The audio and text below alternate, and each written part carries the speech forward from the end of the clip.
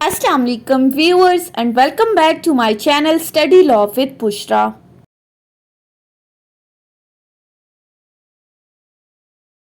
So we were discussing Land Acquisition Act 1894 and in this video we are going to discuss from section 18 onwards.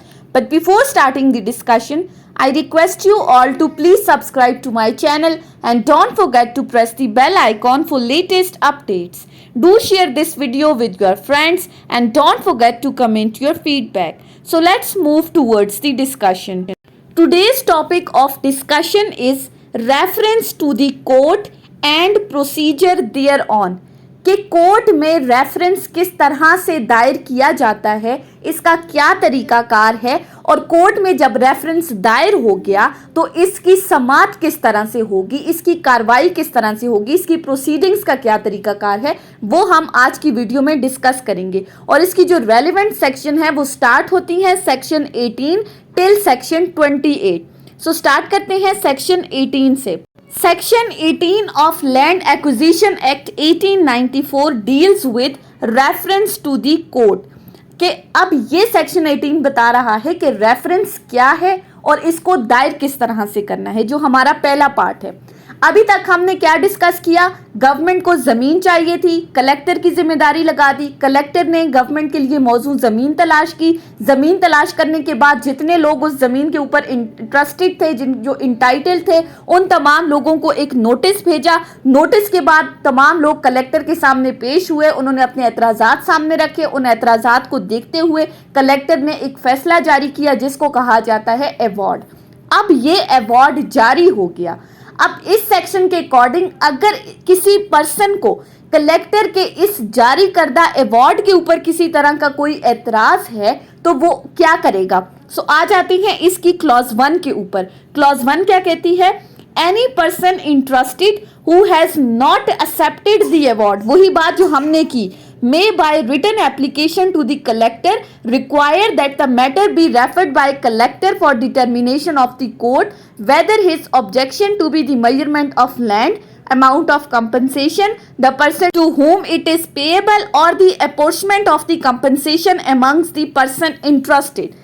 कि जितने भी लोग अगर उन लोगों में से किसी एक को भी या उन तमाम लोगों को जो इंटरेस्टेड पर्सन है, जो उस जमीन के ऊपर इंटाइटल्ड हैं, जिनका किसी ना किसी तरह का कोई शेयर बनता है, अगर उनको कलेक्टर के जारी करदा अवार्ड के ऊपर किसी भी तरह का कोई एतराज है, अब वो एतराज जमीन की मेजरमेंट से रिलेटेड भी हो सकता है, यानी कि उसने जमीन के रकबे का दुरुस्त तयन नहीं किया, या फिर जो कंपनसेशन उसने डिटरमिन की है वो कंपनसेशन इन लोगों की नज़र में कम है या ज़्यादा है, या जिस तरह से भी उनको कंपनसेशन के ऊपर एतराज़ है, या इसके अलावा कि ये कंपनसेशन किन लोगों को पे होनी चाहिए, या कोई भी और भी डैमेज जो उनकी ज़मीन पर हुआ है, किसी भी तरह का कोई भी ऑब्जेक्शंस अगर उन्होंने रेज किया है, अगर उनको किसी भी तरह का कोई भी एतराज़ है, तो इन एतराज़ात की सूरत में अब ये एतराज़ात किन चीज़ों पर हैं, उन चीज़ों पर जो कलेक्टर ने अपने अवार्ड में मेंशन की हैं, उनको अवार्ड के ऊपर एतराज़ है। यही इंटरेस्टेड पर्सन क्या करेंगे, एक एप्लीकेशन लिखेंगे। एप्लीकेशन किसको लिखेंगे, इसी कलेक्टर को जिसने ये अवार्ड जारी किया है, और उस एप्लीकेशन के अंदर मेंशन करेंगे कि उनको किन चीज़ों पर एतराज़ है, और साथ ही उस कलेक्टर को ये कहेंगे कि वो इनके इस मामले को रेफर कर दे कोर्ट को। अब उनके लिए ज़रूरी है कि उन्होंने अपनी एप्लीकेशन में ये चीज़ मेंशन करनी है कि आया उनको ज़मीन के रकबे से मुतालिक कोई ऑब्जेक्शन है, ज़मीन की कंपनसेशन जो डिटरमिन हुई है उस पर कोई एतराज़ है, या मज़ीद किसी भी तरह का कोई भी एतराज़ है, तो वो ये चीज़ें अपनी एप्लीकेशन के अंदर मेंशन करेंगे। सेकेंडली क्लॉज 2 क्या कहती है, फिर वही बात, the application shall state the grounds on which the objection to the award is taken. फिर वही बात, कंपल्सरी प्रोविजन ऐड कर दी गई कि जो एप्लीकेशन आप कलेक्टर को लिखोगे उस एप्लीकेशन के अंदर ज़रूरी है कि आप वो ग्राउंड्स मेंशन करो। कौन से ग्राउंड्स, जिनके ऊपर आपको ऑब्जेक्शन है। किस चीज़ पर ऑब्जेक्शन है, कलेक्टर के जारी करदा अवार्ड के ऊपर जो ऑब्जेक्शन है, उस ऑब्जेक्शन के ग्राउंड्स को उस एप्लीकेशन के अंदर मेंशन करना बहुत ज़रूरी है। फिर फर्दर हम इस सेक्शन को डिस्कस करें तो इसके साथ एक प्रोवाइजो अटैच की गई है, और वो प्रोवाइजो क्या कहती है, that every such application shall be made अब इस प्रोवाइजो के साथ इस सेक्शन के अंदर रेफरेंस दायर करने की लिमिटेशन बता दी गई है। शेल का वर्ड यूज हुआ है कि कितने टाइम पीरियड के अंदर आप ये रेफरेंस फाइल कर सकते हो। सो क्लॉज ए को देखिए, if the person making it was present or represented before the collector at the time when he made his award within 6 weeks from the date of collector's award, कि अगर जो वो बंदा जो ये एतराज़ात रेज कर रहा है, कलेक्टर ने उसको नोटिस भेजा था कि फलां दिन पर वो कलेक्टर के सामने हाजिर हो जाए, वो पर्सनली कलेक्टर के सामने मौजूद हो गया, कलेक्टर के सामने चला गया, कलेक्टर ने उसकी मौजूदगी में अवार्ड जारी किया। अब जिस डेट को कलेक्टर ने ये अवार्ड जारी किया है, उस डेट ऑफ द अवार्ड के 6 हफ्ते के अंदर अंदर इस पर्सन के लिए ज़रूरी है कि वो इस अवार्ड के ऊपर अगर रेफरेंस फाइल करना चाहता है तो उसके पास लिमिटेशन पीरियड है 6 वीक्स का। Secondly, in other cases within 6 weeks of the receipt of the notice from the collector under section 12 sub section 2 और within 6 months from the date of collector's award whichever period shall first expire. या फिर दूसरी सूरत में अगर तो उसको notice भेजा गया था कलेक्टर की तरफ से और कलेक्टर ने उसको क्या नोटिस भेजा था, उस नोटिस की रिसीट के 6 हफ्ते के अंदर अंदर। कौन सा नोटिस? जो सेक्शन 12 सब सेक्शन 2 के अंडर उस बंदे को नोटिस भेजा गया था, उस नोटिस के 6 हफ्ते के अंदर अंदर, या फिर कलेक्टर के जारी करदा अवार्ड के 6 महीने के अंदर अंदर वो कलेक्टर के सामने अपना रेफरेंस फाइल कर सकता है। अब इसी के साथ इस सेक्शन की क्लॉज 3 के ऊपर आ जाएं तो क्लॉज 3 क्या कहती है? Notwithstanding anything to the contrary contained in section 21, the provincial government may, if it has not accepted the award, refer the matter to the court within a period of 6 months from the date of announcement of the award.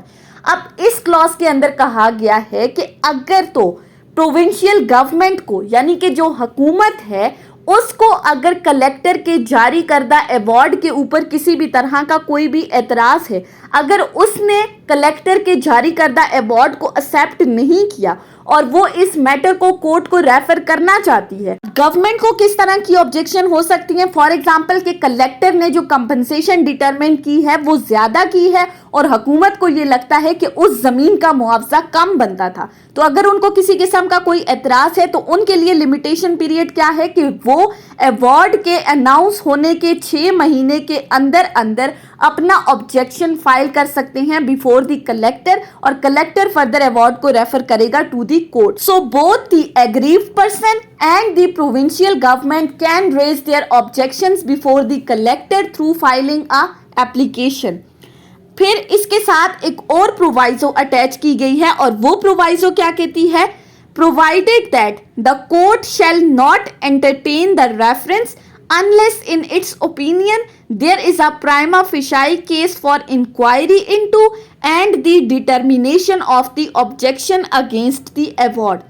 अब इस proviso के अंदर क्या कहा गया है कि जो कोर्ट जिसके पास जुरिस्डिक्शन है इस मैटर को सुनने की, यानी कि वो कोर्ट जिसको कलेक्टर ने इस मामले को रेफर किया है और उसके पास जुरिस्डिक्शन है कि वो इस मामले को सुन सके, तो अब इस कोर्ट के पास जैसे ही रेफरेंस फाइल किया जाएगा तो वो क्या करेगी? सबसे पहले उसकी ब्रीफ स्टडी करेगी। ब्रीफ स्टडी करने के बाद अगर तो उसे लगता है कि ये जो ऑब्जेक्शंस अवार्ड के ऊपर रेज की गई हैं ये बिल्कुल ठीक हैं, यानी कि कंपनसेशन जो डिटरमिन हुई है वो सही नहीं हुई, फॉर एग्जाम्पल किसी भी तरह का कोई भी एतराज है जो उसको लग रहा है कि वो एक्सक्यूजेबल है और प्राइमा फेसाई उसको लगता है बादियों नज़र में ये ऑब्जेक्शंस जो रेज की गई हैं ये बिल्कुल एक्सक्यूजेबल हैं, तो ऐसी सूरत में वो केस को क्या करेगी? फर्दर हेयरिंग के लिए वो रख देगी। लेकिन अगर उसको लगता है कि ये केस फर्दर इंक्वायरी के जुमरे में फॉल नहीं करता तो वो फर्स्ट हियरिंग पर ही उस केस को डिसाइड कर देगी और इसकी प्रोसीडिंग्स को फर्दर जो है वो कंटिन्यू नहीं करेगी। सो सेक्शन 18 में सिंपली क्या बता दिया गया कि आपने जो रेफरेंस फाइल करना है वो कलेक्टर के पास फाइल करना है रिटन एप्लीकेशन की सूरत में। कलेक्टर फर्दर आपका मामला रेफर करेगा टू दी कोर्ट। उसके बाद आ जाते हैं सेक्शन 19 के ऊपर। सेक्शन 19 क्या बात करता है? Collector statement to the court, कि कलेक्टर का जो बयान है वो कोर्ट में किस तरह से दाखिल किया जाएगा, कलेक्टर अपना बयान अदालत में किस तरह से देगा।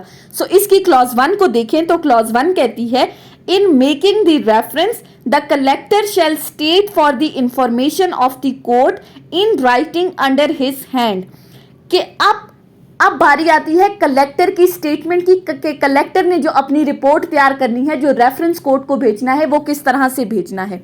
अब पिछले सेक्शन में हमने क्या पढ़ा, एक बंदे को ऑब्जेक्शंस थी, ऑब्जेक्शन रेज करने के लिए उसने कलेक्टर को एक एप्लीकेशन दी, एप्लीकेशन के अंदर उसने अपने तमाम ग्राउंड्स मेंशन कर दिए, मेंशन करने के साथ उसके जितने भी उस बंदे के रेलेवेंट डॉक्यूमेंट्स थे, वो रेलेवेंट डॉक्यूमेंट्स उसने अपनी उस एप्लीकेशन के साथ अटैच कर दिए। साथ ही कलेक्टर को ये कहा कि वो अब इस मामले को रेफर कर दे टू दी कोर्ट, यानी कि वो रेफरेंस भेज दे कोर्ट में।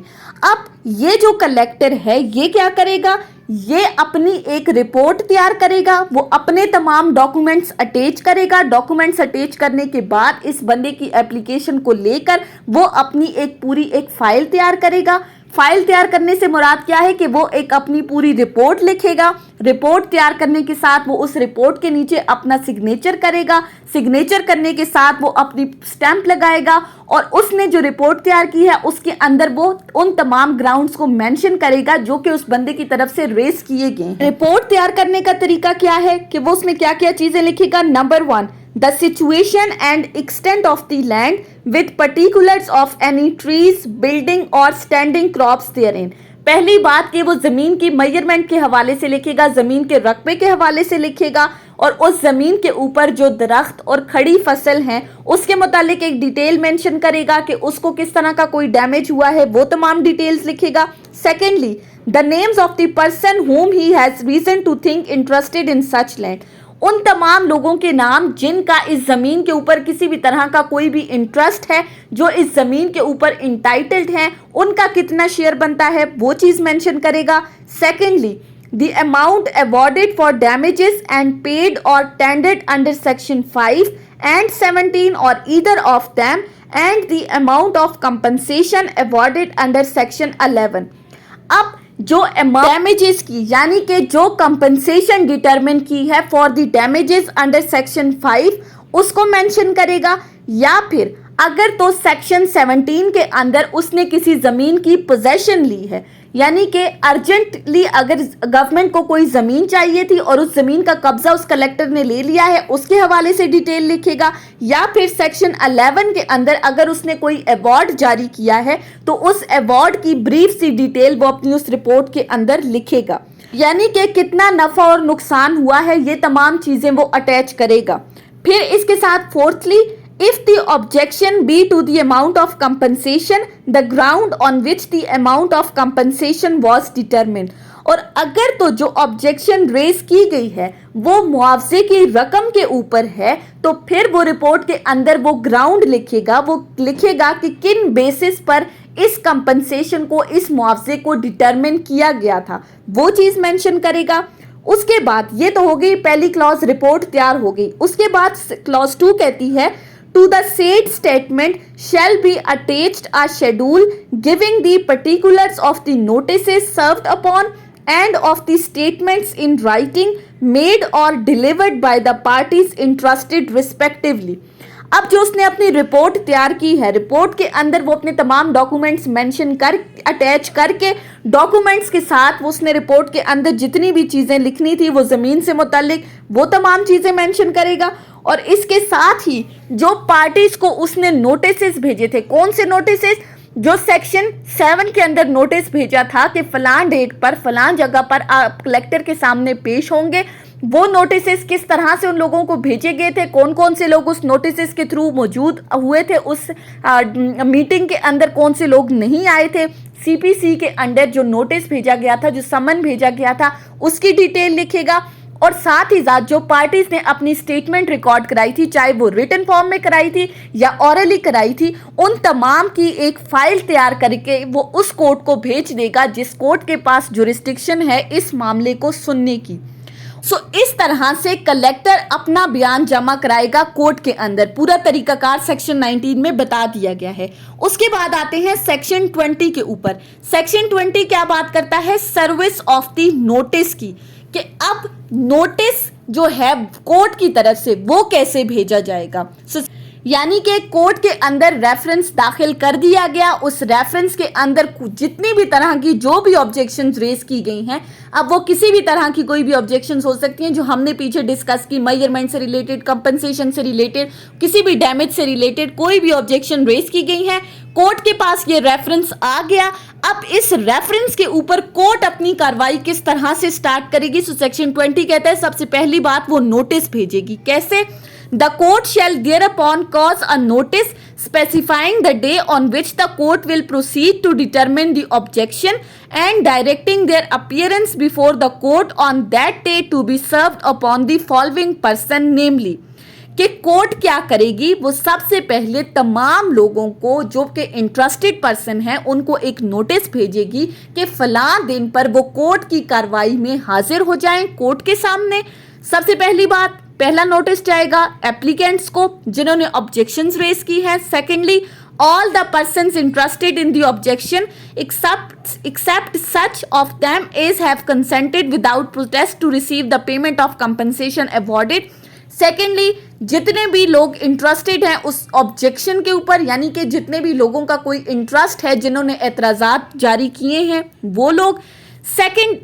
thirdly, if the objection is in regard to the area of the land or to the amount of compensation, the collector and the department of the government, local authority or company as the case may be for which the land is being acquired, कि अगर तो जो objection raise की गई है वो area of the land या फिर अमाउंट ऑफ कंपनसेशन के ऊपर रेज की गई है और वो जो ऑब्जेक्शन रेज की है वो गवर्नमेंट ने की है, यानी कि गवर्नमेंट को या किसी कंपनी ने की है, तो उन गवर्नमेंट के या उन कंपनीज के रिप्रेजेंटेटिव को नोटिस भेजा जाएगा कि वो आए और कोर्ट की इस प्रोसीडिंग्स में अपना पार्ट लें। उनके सामने फिर कोर्ट की प्रोसीडिंग स्टार्ट की जाएगी। सो सेक्शन 20 में तमाम लोगों को नोटिस चला गया। उसके बाद आता है सेक्शन 21। सेक्शन 21 क्या कहता है? Restriction on the scope of proceedings. अब इसमें लफ्ज लिखा गया है रिस्ट्रिक्शंस, कि उनके ऊपर पाबंदियां लगा दी गई हैं। किसके ऊपर पाबंदियां लगा दी गई हैं? स्कोप ऑफ द प्रोसीडिंग्स की, जो अदालती कार्रवाई है उसके ऊपर किस तरह की पाबंदियां हैं ये हम सेक्शन 21 में पढ़ते हैं। The scope of inquiry in every such proceedings shall be restricted to a consideration of the interest of the persons affected by the objection। अब इस क्लॉज को देखें तो ये क्या है? शेल का वर्ड यूज हुआ है, इसमें मैंडेटरी प्रोविजन है। इसमें क्या कहा गया है कि जो अदालती कार्रवाई है उसके स्कोप को लिमिट कर दिया गया है, उसके स्कोप के ऊपर लिमिटेशंस लगा देंगे, उसका महदूद कर दिया गया है। किस हद तक महदूद कर दिया गया है? कि कोर्ट के वो कोर्ट जिसके पास इस रेफरेंस को सुनने की जुरिस्डिक्शंस हैं वो अपनी proceedings relating to the reference सिर्फ और सिर्फ उस हद तक रखेगी उन मैटर्स के ऊपर जिनके ऊपर ऑब्जेक्शन रेज की गई है।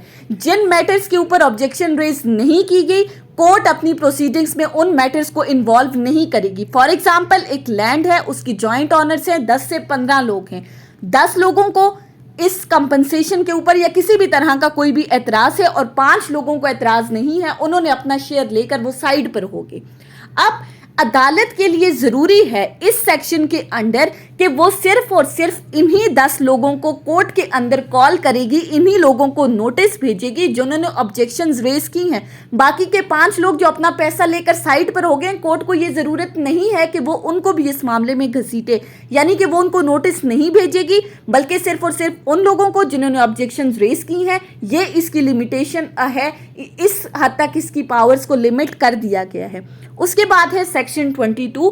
सेक्शन 22 कहता है प्रोसीडिंग्स इन ओपन कोर्ट, कि कोर्ट की जो प्रोसीडिंग्स हैं वो ओपन कोर्ट में होंगी। अब इसका क्या मतलब है? Every such proceedings shall take place in an open court and all the persons entitled to practice in any civil court in province shall be entitled to appear, plead and act as in such proceedings.